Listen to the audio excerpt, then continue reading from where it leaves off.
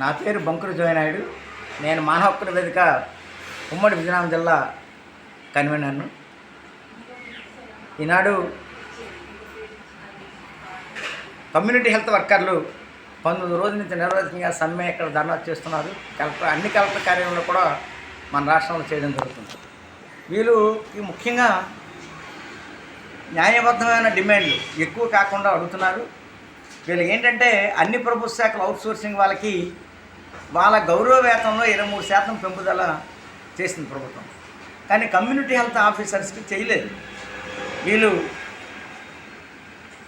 National health machine కంట్రోల్లో కేంద్ర ప్రభుత్వం వీరిని నియమించడం జరిగింది.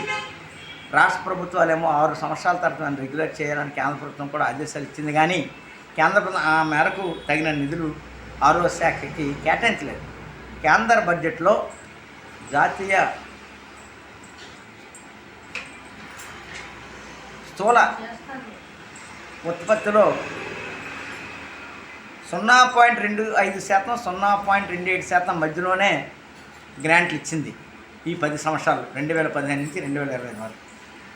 ఈ గ్రాంట్లు జనాభా పెరుగుతుంది, అవసరాలు పెరుగుతున్నాయి, వ్యాధులు ఎక్కువ అవుతున్నాయి. ఈ గ్రాంట్లు అనేవి చాలా ఈనాడో 10 సంవత్సరాల క్రితము 100 రూపాయలకి 25 పైసలు ఇచ్చారు. అంటే 10,000 రూపాయలకి 25 రూపాయలు ఇచ్చింది. అంటే అత్యవసరమైన ఆరోగ్య శాఖ, ఇది అత్యవసరమైన శాఖ. ఇది వైద్య రంగం చాలా అత్యవసరమైనది.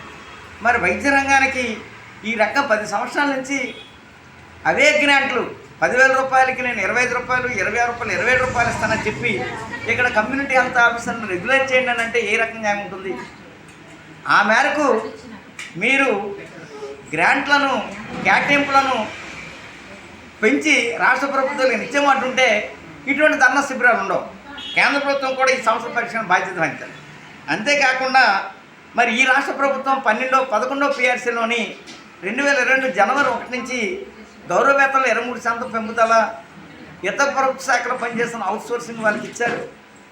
మరి ఆ రకంగానే వీళ్ళకు కూడా 23% పెంపుదల ఉండాలని గతంలోని ఈపీఎఫ్ ఇచ్చి ఇప్పుడు గత సంవత్సరం నుంచి ఆపారు. ఈపీఎఫ్ను పునరుద్ధరించాలని కరెంటు బిల్లులు వేల చేతులు కట్టిస్తున్నారు.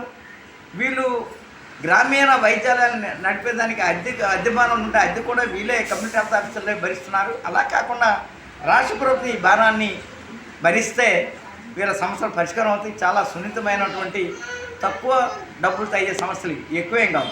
సరే రెగ్యులరైజేషన్ చేయమని అడుగుతున్నారు, కానీ ఎవరిని కేంద్ర రాష్ట్ర ప్రభుత్వం రెగ్యులేట్ చేసే అవకాశం లేదు. దాన్ని మేము సీరియస్గా తీసుకోలేదు. కానీ మిగతా సమస్యలను కూడా తక్షణమే పరిష్కరించి 19 రోజులు ఇచ్చేస్తానక మధ్య మార్గంగా వీళ్ళతో చర్చలు జరిపి వాళ్ళకి కొన్ని సమస్యలను పరిష్కారం చేయాలని. వివక్షత పనికిరాదు. కొందరికి జీతం పెంచి, కొందరు గౌరవేతనం పెంచి, కొందరు పెంచకపోతే వివక్షత, ఇటువంటి వ్యవస్థ విధానాలు పనికిరావు. ప్రభుత్వం చెల్లించవలసిన కరెంటు బిల్లు, అద్దె భవనాల బిల్లు కూడా కమ్యూనిటీ హెల్త్ ఆఫీసర్లు కూడా చెల్లించడం సరైనది కాదు. దాని బాధ్యత రాష్ట్ర ప్రభుత్వమే ఖచ్చితంగా పడాలి. ఈ సమస్యను పరిష్కరించి వాళ్ళ ఉద్యమాన్ని ఖచ్చితంగా విరమింపజేసే విధంగా తగు చర్యలు తక్షణం తీసుకోవాలని ఆంధ్రప్రదేశ్ రాష్ట్ర ప్రభుత్వాన్ని మానవ హక్కుల వేదిక డిమాండ్ చేస్తుంది.